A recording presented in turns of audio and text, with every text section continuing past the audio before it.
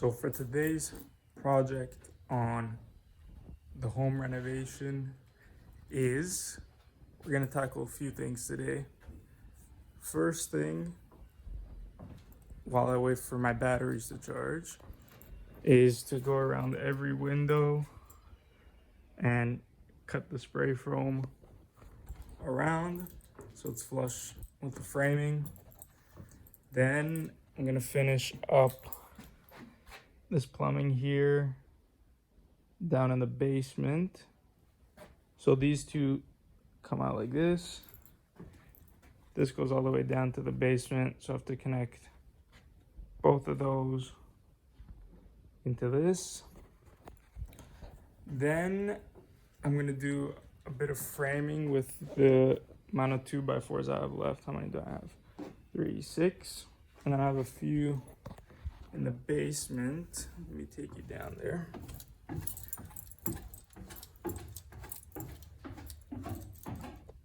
So down here, it's pretty dark down here, but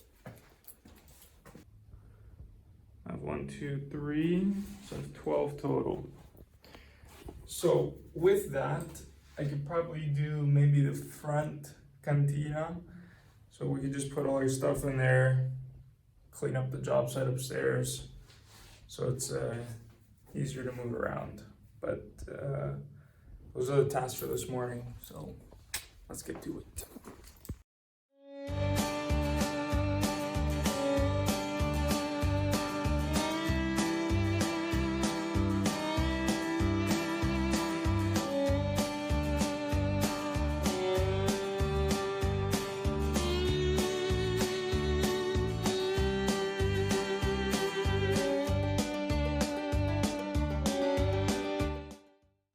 So when cutting the actual spray foam, it's pretty easy.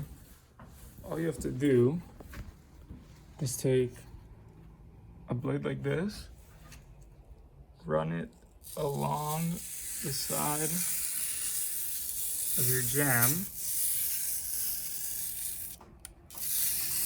all the way down.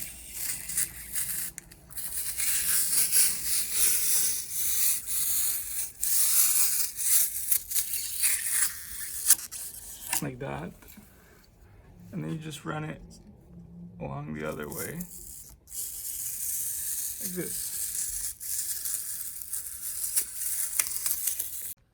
And then a little pro tip that I literally just made up right now, but it works, is that when you're cutting your spray foam, you obviously have to throw it out.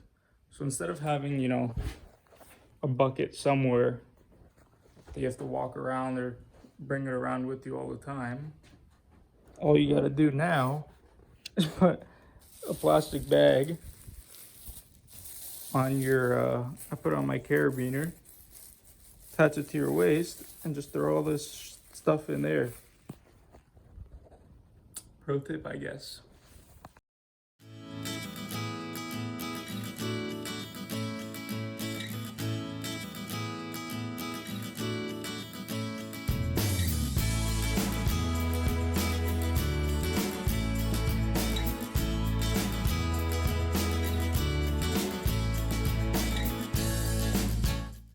So I was doing this window, right, cutting the spray foam, and I look outside the window. I don't even know if I could show that on YouTube. I think that's a dead bat, and I don't think I've ever seen a dead bat. I don't think I've ever seen a live bat in Toronto.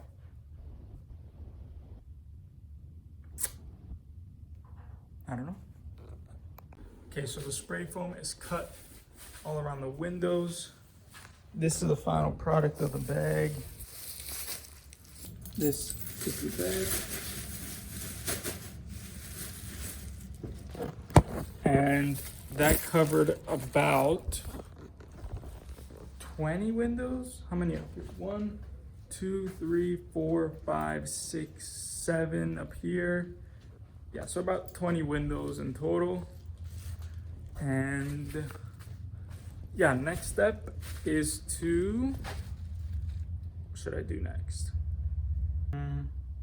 Next step, I'm gonna do some framing in the cantine, or the cold rooms, as the Americans, Canadians of English call it. But yeah, I'm gonna do the cold rooms and I'll record that. Okay, so I'm down here in the front cantina, because we have two. We have one in the front, one in the back of the house. This is the bigger one. And I just want to get all the framing done in here. Did waterproofing in here. I just want to get all the framing done so we can put all our stuff that's upstairs, you know, all the tools and everything we could use as storage for now. So upstairs it's all clear, down here it's all clear. So we have more space to work. So on the weekend, I put the top plates up. I had some help doing that. So then today I could work on putting all the studs in. So let's get to it.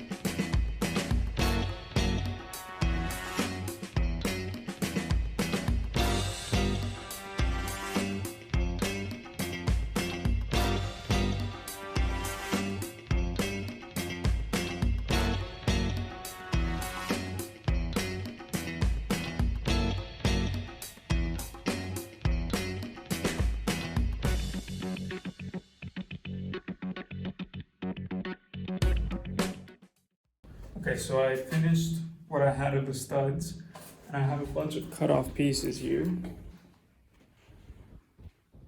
So I put those in, and with these cut off pieces, they're just long enough where I could cut them down,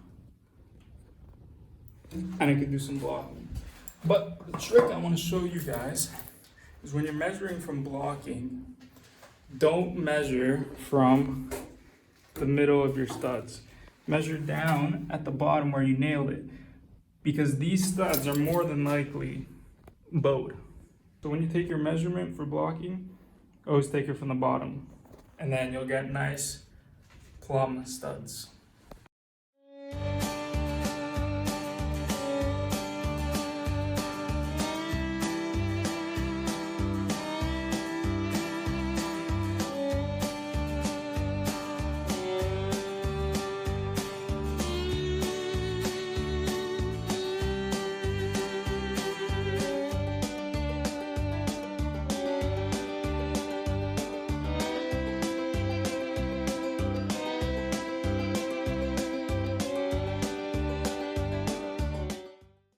Okay, so I was able to scavenge up. I was able to, that word, up 3 more 2x4s. This was one I already cut for the back cantina, but I may as well just use it here if I need it. Well, I do need it, so I'm gonna use it. And 2 8-footers. I'll probably just fill in this corner. And then I have to go buy more 2x4s. All right, let's get to it.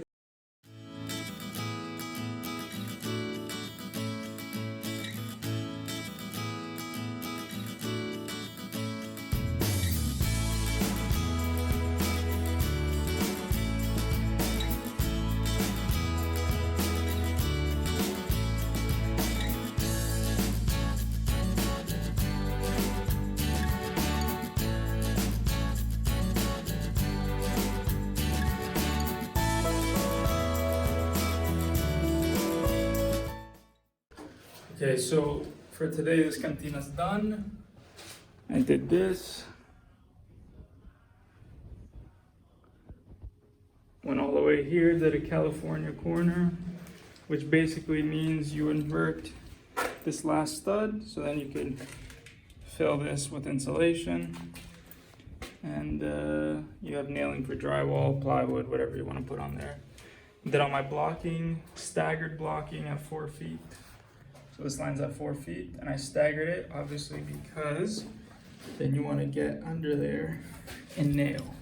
If I'd put another one here, let's say, aligned with this one, I'd have to toenail it for every one. That's a lot harder. It's also a lot more injury prone. You're a lot more prone to hitting yourself with the gun or the nail hitting your fingers. So this is done. And the next task is over there with all the plumbing. So I'm gonna go eat lunch real quick and get back to work. Okay, so the plan down here is I have to do some plumbing. So I have this vent here that goes into the main line. This one that goes to the mini kitchen bar thing down here. These two, this is a drain, this is the vent for the for that drain, but it's in the island. So these are gonna come here and then connect to this. So I'm gonna show you the plan, the drawing I did for how I'm gonna do this. So what I'm gonna do is I'm gonna come up with this one, run it around the HVAC. So this is gonna be in joist, like in the joist cavity. And it's gonna come down and start running beside this. I can't run it in here because there's supply lines everywhere. And I have to build a bulkhead around this HVAC anyway. There's already a gas line there, so I may as well just run it beside. Just make it a little bit bigger, the bulkhead. So this is gonna be in the joist. This is gonna go around on the outside underneath the joist, then go back into this joist cavity, which is this one here.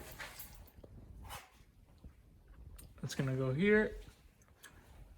And then from there, so once it joins here, I have to connect it to the vent of this sink one.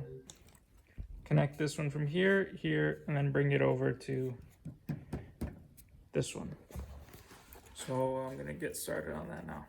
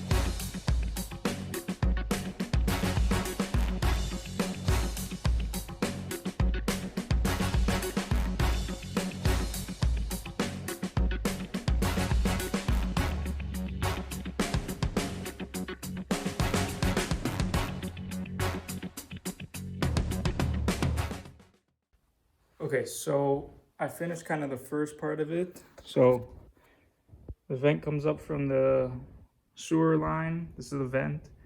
Comes up and comes here. Then comes down underneath the joist. Around, whoa, following the HVAC. Around. Then comes up into this joist cavity to meet with this kitchenette sink vent, and then there's a 90 up there that then has to meet up with this. So what I'm gonna do is I'm gonna start working on this piece here, doing putting a Y here, coming up and joining it with this, and then kind of work around from there. Okay, so today what I got done, more than half of this venting done here. Then I did this back cantina. There we go. And I cut all the spray foam around all the windows. There were just a bunch of not side jobs, but small little tasks that I had to do just to fill up the day while I wait for material. So thanks for watching, like and subscribe, and we'll see you in the next one.